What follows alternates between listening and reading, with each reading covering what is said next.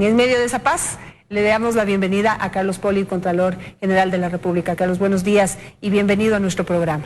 Buenos días, Janet. Muchas gracias por la invitación. A sus órdenes. Sí, quisiera empezar por el tema último, ¿no? Porque hay varios temas para tratar con usted, pero usted ya ratificó las millonarias pérdidas que hay en TAME, producto de, aparentemente, una pésima administración. ¿Qué nos puede decir sobre el tema? ¿Qué ha investigado usted? Bueno, en TAME hemos realizado un sinnúmero de exámenes, de auditorías gubernamentales, donde efectivamente hemos encontrado pérdidas que los propios funcionarios que han estado al frente de esta institución se han manifestado.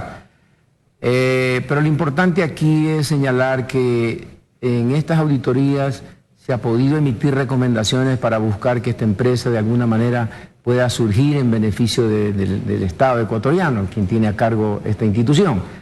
Algunos, la mayoría de los funcionarios que han pasado por ahí incumplieron las normas, incumplieron los procesos, incumplieron las contrataciones, incumplieron inclusive temas como contrataciones de aviones, lo cual han sido observados severamente por los auditores, y también se han encontrado sanciones administrativas, civiles muy fuertes, que esperamos que en el transcurso del desarrollo de este debido proceso ellos pueden entregar información y entregar descargos que a su manera los tengan, ¿no? Se hablaba, digamos, a grosso modo, de 18 millones de dólares en pérdidas. ¿Cuál es la cifra a la que llega la investigación de la Contraloría? Bueno, sumando todos estos informes, la cifra es mucho mayor. Creo que supera los 80 millones de dólares, sumados todas.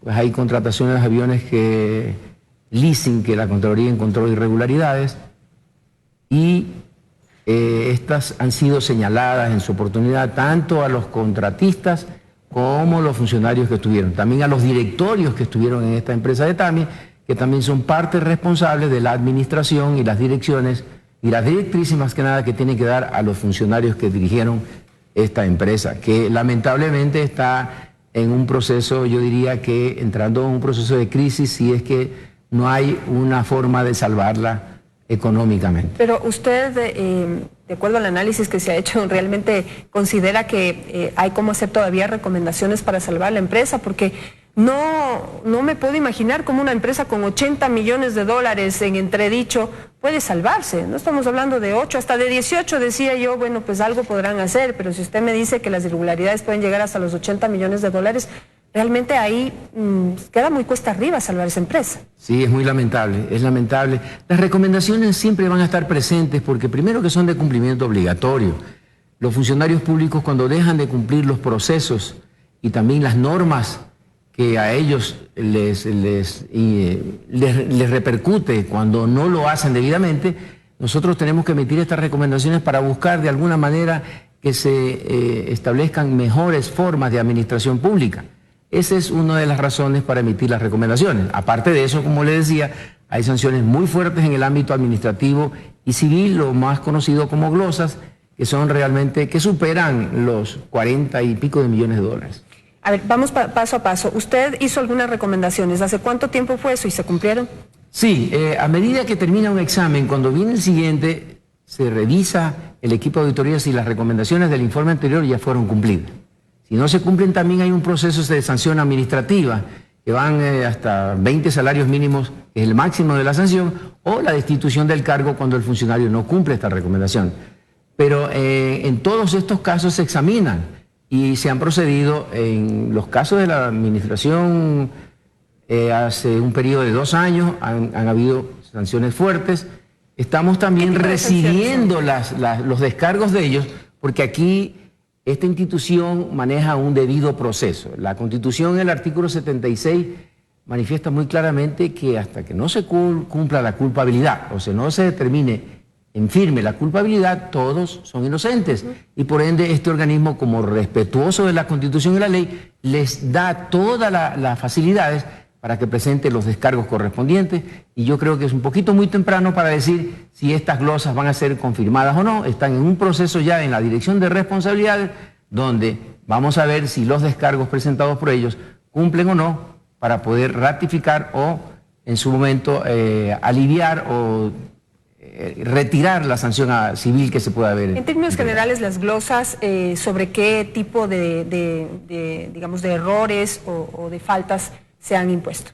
Bueno, si usted, en el caso de un avión que se contrató y que llegó al país y que estuvo un tiempo indeterminado sin uso, porque a lo mejor llegó, voy a un poquito a adelantar criterios que no creo que les va a afectar a nadie, llegó este avión y no tenía cómo funcionar porque no tuvieron la precaución los funcionarios de tener la licencia lista para que ese avión cuando arriba al país pueda funcionar, pueda volar. Entonces, cosas como esas surgieron también perjuicios económicos, posibles perjuicios económicos al Estado que han sido señalados. Esas glosas también puede ser, estar relacionadas con ya uso indebido a título personal de dineros de la empresa. Bueno, las glosas son a los funcionarios, son ellos los que tienen que responder por estas sanciones. Las sanciones civiles van para ellos y a medida que continúa este proceso, usted recordará que tenemos otros procesos que han sido públicos, como por ejemplo el del caso del Consejo de la Judicatura, el 2.0, este programa, que llegamos hasta los tribunales contenciosos. Una sanción civil puede llegar a esas instancias, inclusive hasta la Corte Constitucional, que es una instancia final donde algún funcionario se sienta lesionado por incumplimiento constitucional de parte de nuestra institución. Ellos tienen esa oportunidad de llegar hasta esa instancia. Claro, le pregunto porque hace un par de años, y como usted habla de la administración de hace un par de años de la empresa TAME, circuló por redes sociales fotografías de una casa gigantesca, preciosa, enorme de uno de los gerentes de la empresa, que todo el mundo se preguntaba de dónde habrá sacado el dinero para construirla. Así que pues ahí queda todavía la duda, ¿no? Permítame aclarar, si existe un incremento patrimonial de algún funcionario público, es otro proceso separado, que nosotros hacemos la investigación a las declaraciones de bienes, y si se encuentra dentro de del sistema financiero nacional o de los registradores de la propiedad un incremento patrimonial, la Contraloría va a señalar y enviar desde luego estos casos a la Fiscalía, como ha sucedido en muchísimos casos, docenas de casos, diría, claro, que cientos de casos que han sido pasados para allá. Vamos a estar pendientes de lo que sucede entonces con TAME, pero ahí en el tema de las empresas que eran de los militares y que les hicieron algunos cambios en el tema administrativo, hay bastante trabajo que hacer. Nosotros hicimos una investigación aquí también en ANDEC. ANDEC también es una empresa que era absolutamente productiva, muy de muchas utilidades, muchas ganancias, y hoy en este momento está prácticamente pues en muy mala situación. No puedo decir que acabada, pero en muy mala situación. Ya no gana lo mismo que antes. Hay unas facturas ahí pasadas por regalías por parte del ISFA que no sé, creo que no son ilegales, pero creo que sí han golpeado fuertemente a la estabilidad de la institución, de estabilidad económica de la institución. Definitivamente que es así, usted tiene toda la razón. Nosotros hicimos algunos exámenes especiales a esta empresa, encontramos 2 indicios de responsabilidad penal y glosas, que son las sanciones civiles, que superan inclusive los 4 millones de dólares. Son procesos que ya están en marcha, los otros están en manos de los fiscales, y en manos nuestras continúa el proceso de la sanción civil, que son, como le decía, las glosas que superan esos montos que le acabo de señalar, son muy considerables desde luego. ¿Y podemos saber los indicios de responsabilidad penal contra quiénes son y por qué? No, hasta que el fiscal no inicie la instrucción fiscal, nosotros no podemos revelar ni los nombres, ni siquiera el proceso o el hallazgo del por qué se hizo el indicio penal.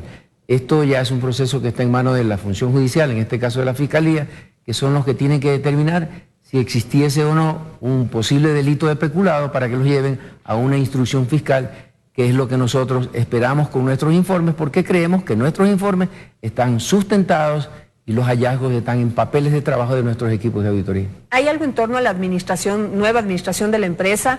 Porque allí se señalan bastantes, digamos, negligencias, sobre todo en la parte comercial, que es lo que ha producido una baja considerable en las ventas de esa empresa.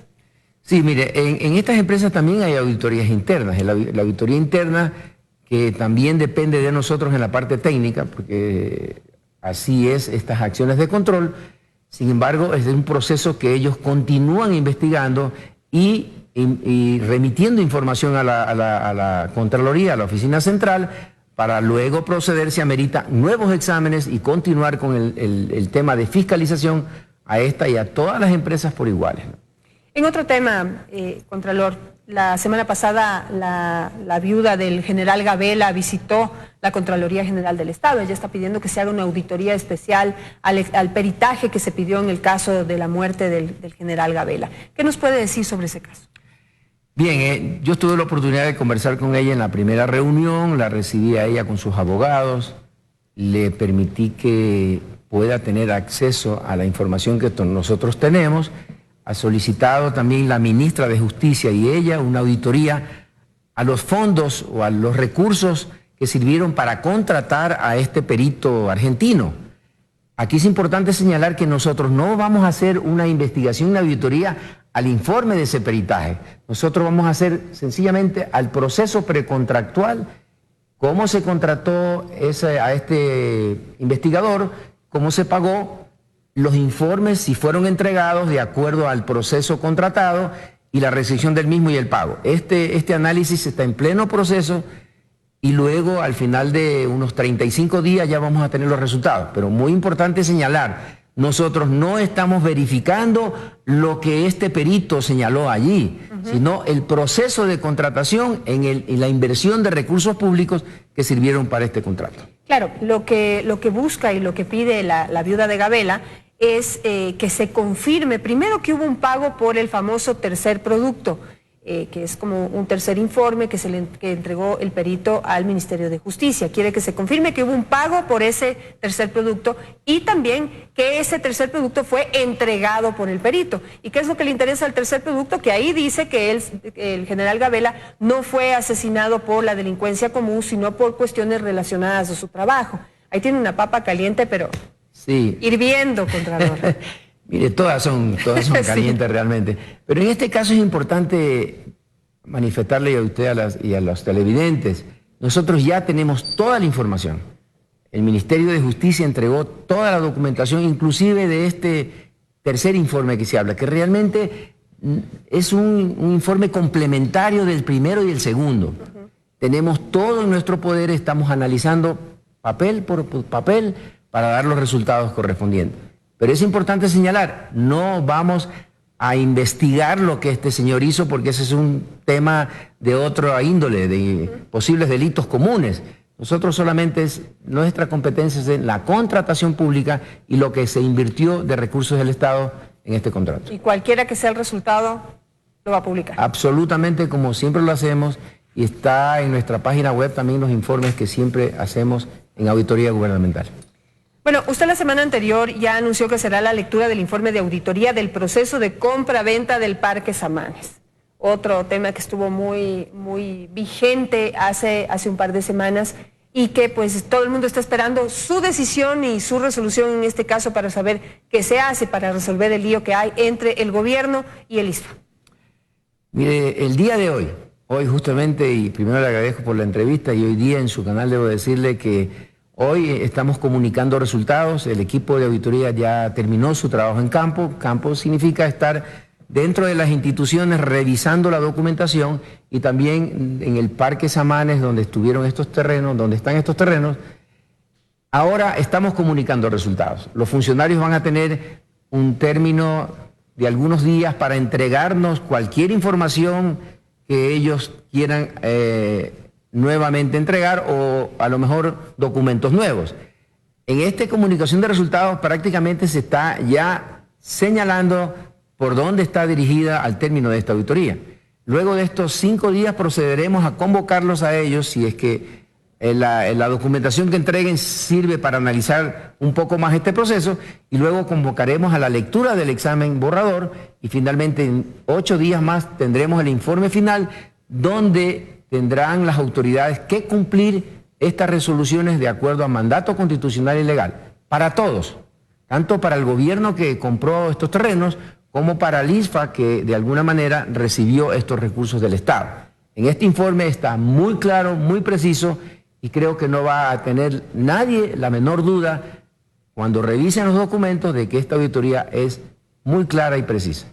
¿Qué nos puede adelantar usted sobre ese informe? Se hablaba de que hay un posible sobreprecio, es decir, que el Ministerio del Ambiente pagó de más o un valor superior al que debió haber pagado por esos terrenos.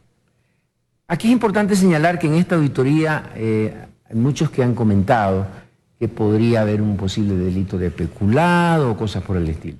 Es importante decirles que entre instituciones públicas no va a suceder eso jamás, porque el dinero público es de una y pasa a la otra, de un bolsillo a otro, en definitiva es del Estado ecuatoriano. Pero sí tenemos que señalar si se procedió correctamente al pago, ¿verdad? Si estaba correcto que la DINAC pueda hacer un avalúo de estos terrenos y también quién realmente tenía que hacer el procedimiento correcto. Entonces, no quiero profundizar de estos temas porque hoy van a tener la comunicación de resultados y es un proceso que todavía, de acuerdo a la ley, es reservado y los funcionarios tienen el derecho al debido proceso y a contestarnos si de alguna manera creen ellos que podríamos estar equivocados nosotros. Ahora, la determinación que usted haga en este caso, usted manifiesta que es obligatoria y vinculante. ¿Están obligados a hacer lo que usted recomiende? Es correcto. De una o de otra manera, si el Estado, el gobierno necesita recuperar la plata o no, o si el ISFA recibió correctamente el dinero. Esto ya está entregado el día de hoy, a más tardar hasta las 2 de la tarde, a todos ellos, para que respondan sobre esta comunicación de resultados. Ahora, en medio de todo esto hay leyes y derechos, digamos, de quienes se sientan a firmar un contrato. Y el ISFA también, los directivos del ISFA han manifestado que ya este es un caso prescrito, un contrato firmado legalmente en donde la ministra de Ambiente firmó ese contrato, los directivos del ISFA lo hicieron también, se pusieron de acuerdo, hicieron un negocio y el tiempo para poder protestar por cualquier inconformidad en torno a ese negocio ya pasó. ¿Eso en este caso también quedaría anulado? Me encantaría responderle así, puntualmente, esa pregunta suya. Pero realmente, ¿qué le puedo adelantar? Que en este informe sí han habido incumplimientos, que van a haber funcionarios sancionados y que los resultados están hoy día en las manos de ellos. Yo me comprometo a estar aquí nuevamente, si usted tiene la amabilidad de invitarme, para un poco relacionar mejor este informe, pero por ahora creo que he hablado lo suficiente en este tema, ¿no? Sí, yo solamente concluyo este tema preguntándole si serán sancionados los funcionarios aunque hayan cometido errores de buena fe. Todos. En los recursos públicos es importante decirle que si cometemos errores tenemos que responder por ellos. Nadie está exento de responsabilidades en el manejo de la cosa pública. Todos tenemos que responder por ello. Alguien me decía que realmente en la administración pública no hay errores de buena fe, así que no podrían ser considerados en este caso. Otra papa caliente, Contralor, ¿qué pasó con los terrenos de la refinería del Pacífico? La Contraloría observó el proceso de compra-venta con un aparente sobreprecio de más de 6 millones de dólares. Es correcto. En este informe, que de algún momento fue descontextualizado por ciudadanos que se agruparon en formación de aparentemente de una ex institución que fue formada por el Estado, realmente estuvieron totalmente equivocados, por decirlo bien, respetando a cada uno de ellos sus criterios, aunque no estoy de acuerdo con la forma de señalar a cualquier ciudadano en el Ecuador como culpable de un delito, como que aquí existe el soborno o la coima. Esos son temas de fiscalización de la función judicial. La Contraloría examinó en algunos exámenes especiales lo que se ha invertido en la refinería de Pacífico. Tenemos más de 20 informes de auditoría gubernamental. Inclusive tenemos 10 informes de auditorías internacionales que han hecho a los procesos financieros de esta empresa. Nosotros encontramos que el municipio elevó equivocadamente, por decirlo menos, el valor de estos terrenos. Y la Contraloría señaló por más de 6.600.000 dólares, que casi es el total del valor de estos terrenos, con una sanción civil, tanto al propietario como a los funcionarios municipales y otros funcionarios que están inmersos en este contrato. ¿Tendrían que devolver el dinero, Contralor? Así es, definitivamente. Iremos hasta las últimas consecuencias porque eso fue ilegal. No se puede aumentar un terreno sin una base legal, sin un estudio técnico por parte de las direcciones de avalúo y catastro de todo el país. Y esto, un poquito aprovechando esta entrevista, para que todos los municipios tengan conciencia que el director de avalúo y catastro tiene que emitir un informe técnico que lleve al aumento o, en algunos casos que hemos analizado también y descubierto, en procesos que han sido rebajados los montos de los precios de estos terrenos. Entonces, si no existe eso, la Contraloría va a señalar. Pero aquí algo más también le tengo que señalar. En otros informes de auditoría en esta refinería del Pacífico, encontramos, por ejemplo, que la empresa que hizo los estudios duplicó el costo de los impuestos y logramos determinar que muy sutilmente se habían cobrado por duplicidad el IVA, que resultó ser casi 30 millones de dólares, que también la Contraloría ya señaló. Y otros contratos que hicieron empresas nacionales e internacionales para readecuar estos terrenos, para prepararlos para una refinería que todavía está desde luego en espera de construcción. Pero los informes están ahí, son públicos, están en nuestra página web, y espero que cuando alguien nos coja y quiera hacer denuncias, los invito para que nuestros equipos les den insumos verdaderos y reales y no se trastoque la realidad de un informe de Contraloría que lleva a inquietudes o a señalamientos con errores muy graves que realmente no son aceptables por esta institución, porque somos nosotros, la entidad fiscalizadora del Estado ecuatoriano en los recursos del Ecuador. Muchísimas gracias, Contralor Poli, por estar esta mañana. Le comprometo simplemente a que pueda volver a nuestro espacio para poder explicar un poco más de detenimiento lo que han hecho con lo del Parque Samanes, el informe. Encantadísimo, muy amable. Que tenga un buen día, nos vamos a un corte comercial.